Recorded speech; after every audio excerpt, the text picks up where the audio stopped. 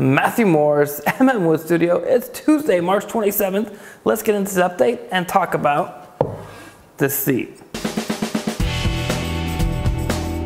So pretty much all of last week I was in Toronto working, and I just got home on Saturday. Today is Tuesday, and it's actually just after Monday, the Tuesday midnight wise, and I came back without any time in the shop the whole week. I'm like, I want to get in the shop. So after I did my laundry and got all the stuff ready for Monday, then I was able to come down here and finish shaping and smoothing out this seat for the Nakashima inspired Conway chair.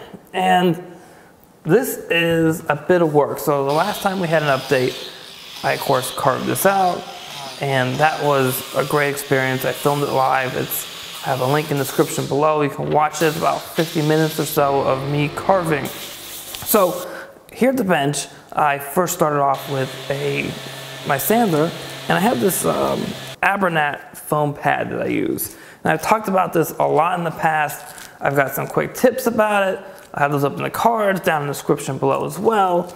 And this is great because it lets you ride the surface up into the corners, through the curve. And I start with a 100 grit pad of sandpaper and the pad itself. And I want to see where I'm high and where I'm low.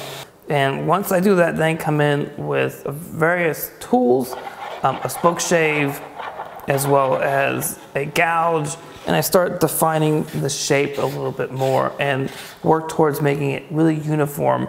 And the shape in the front of the seat, which is where you're going to look at the seat, which is right here in the front. I want to make sure that the curves on both of these are very similar. So once I've removed a bunch of material, checked and checked and checked, I got it exactly where I want it to be, then I can come back in and start sanding.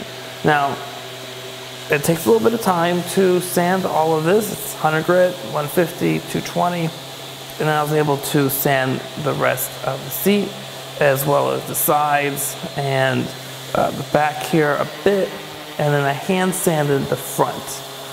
The sander is just too wide to try to sand the front, and hand sanding it is much better. It feels great, it looks great. Now, for the rest of this week, I'm going to take time to sand the rest of the parts, the legs and the feet to start with, and get the legs glued up to the seat, and then the feet glued up to the legs, and then deal with the crest rail and the spindles. So that's pretty much it. I did get a little bit of time. I was happy about that. What did you guys do in the shop this week? Did you have a lot of time in the shop to work? Did you have a little bit of time like I did? And what did you do to maximize the time that you had in the shop? I'm curious. I want to know. Leave those in the comments below. As always, please subscribe to the channel, share it with your friends, and hit that thumbs up button if you like this video. If you're watching this on Facebook, hit the like button, share your timeline, and head over to the Wood Studio page and like us there as well. And as always, have a great week in your shop.